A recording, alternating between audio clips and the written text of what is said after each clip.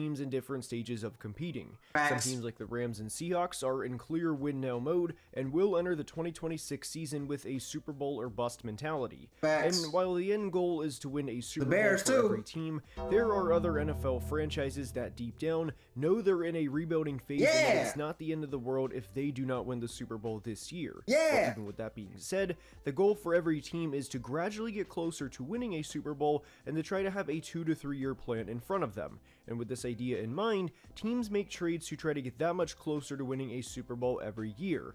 And there have been some very good and very bad trades so far this decade. And in today's video, we're going to break down the process that went into each trade, the long-term ramifications of each trade, and a whole lot more. And there's a lot to break down, and if you could Let's get into it right now. Let's go.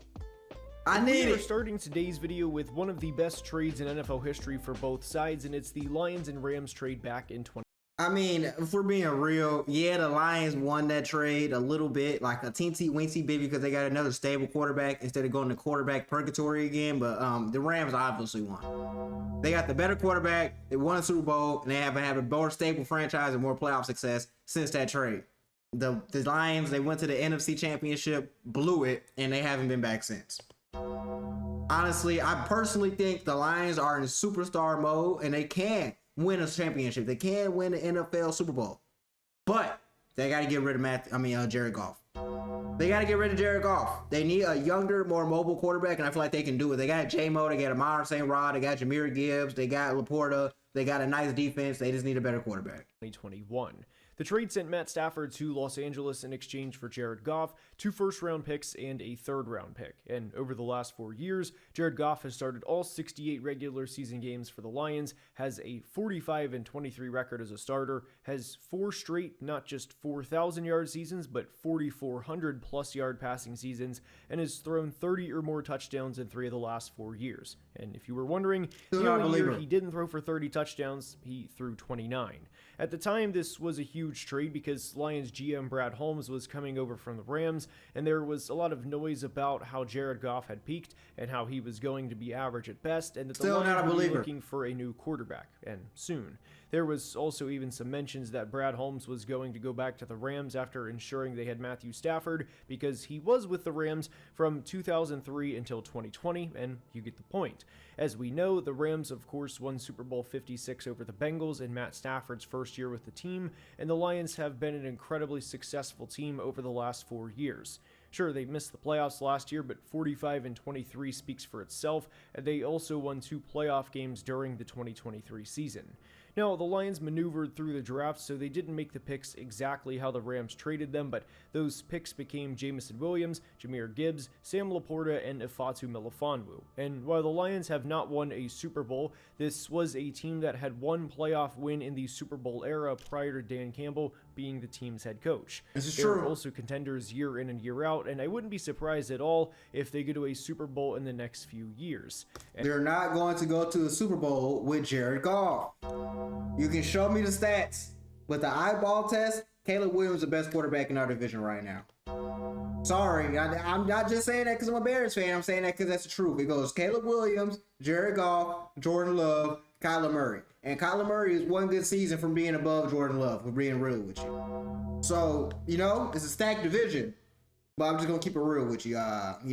Jared Goff is just not that guy. You put Jordan Love on the Lions, they won the Super Bowl. And for how bad this team was during the Matt Patricia era, this is clearly a win-win trade for both teams. Now, what was not a win-win trade for both teams was the Eagles and Titans trade that sent A.J. Brown in exchange for a first and third round pick. A.J. Brown, of course, has been one of the best receivers in the NFL over the past 4 years, and during his time in Philly, had 4 1,000-yard seasons, 3 second-team All-Pros, and played a huge part in the Birds going to 2 Super Bowls, and of course winning Super Bowl 59 over the Chiefs, and A.J. even had a touchdown in that game. A.J. Brown was recently traded to the Patriots, but this was a trade that sent each team in different directions. The Titans were horrible after the A.J. Brown trade, and they were fighting not just an uphill battle, but really an uphill mountain after this trade was made, and former head coach Mike Vrabel was eventually fired.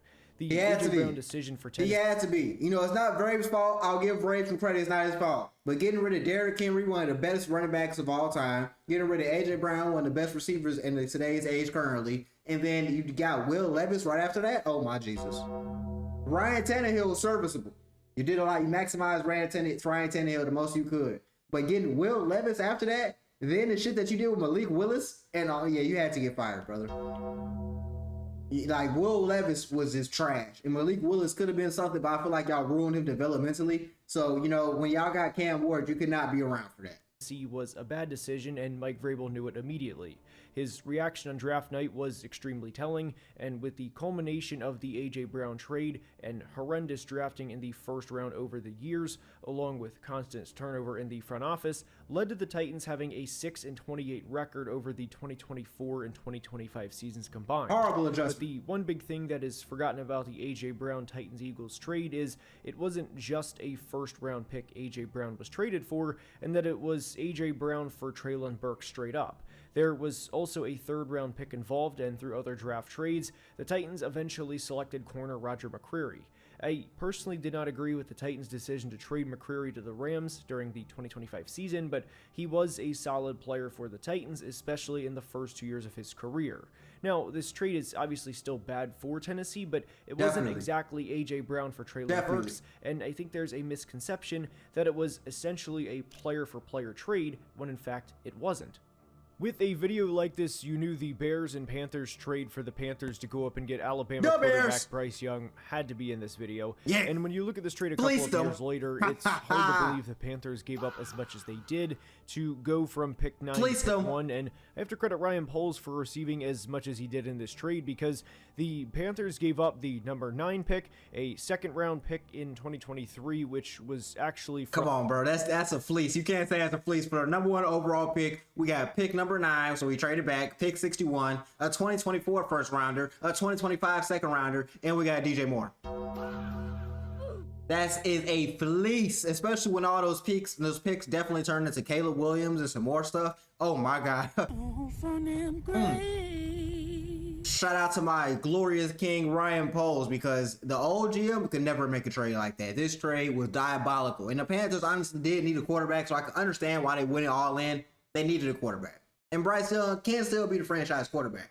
But that shit, oh my God, that was a great trade. We won that 110%. From the Christian McCaffrey trade, so it wasn't the Panthers' true second-round pick, a 2024 first and a 2025 second. And with those picks, the Bears drafted Darnell Wright, although technically they traded down with the Eagles from pick 9 to pick 10. And within these trades, there's a lot of other trades that are involved with this. So anyways, we're going to discuss the players the teams selected with the intended picks that they were given in the trade. So the Bears selected Darnell Wright, then they eventually again traded up with the 61st pick to go get corner Tariq Stevenson. They had the number 1 pick in 2024 because the Panthers finished the 2023 season with the worst record in the league. Bryce Young was by every definition set up for failure in his rookie year, and the Bears of course selected Caleb Williams. Then they selected Luther Burden with the second round pick in 2025, and they of course also received receiver DJ Moore. So basically we got 3 franchise cornerstones and a all-pro right tackle, a all-pro quarterback, soon to be all-pro quarterback, and then we got who's on the cover of Madden, by the way. Then we got an all-pro receiver in DJ Moore, and we also have a future all-pro in Luther Burden. In a solid corner in Tariq Stevenson.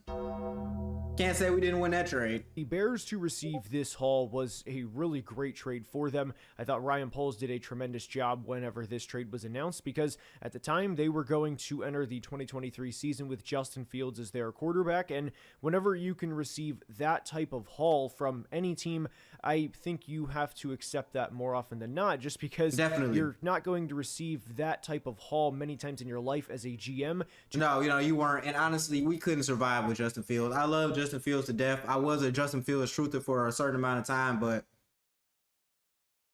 it had to come to an end, bro. I would never, and I understand why DJ Moore didn't want to draft Caleb, because he just wants to have a stable quarterback and he didn't want to go into quarterback purgatory again. And there was a lot of rumors around Caleb Williams saying he didn't want to come to Chicago. If I was a quarterback, I wouldn't want to come to Chicago either. At least the old Chicago. Chicago now, I definitely want to come, but the old Chicago with Matt Eberflus, hell no, I don't want to come to fucking Chicago. Are you crazy? So I can understand. But, it was a great win for us, a great fleece, and honestly, I want to thank the Panthers. because they're gonna suck for a long ass time.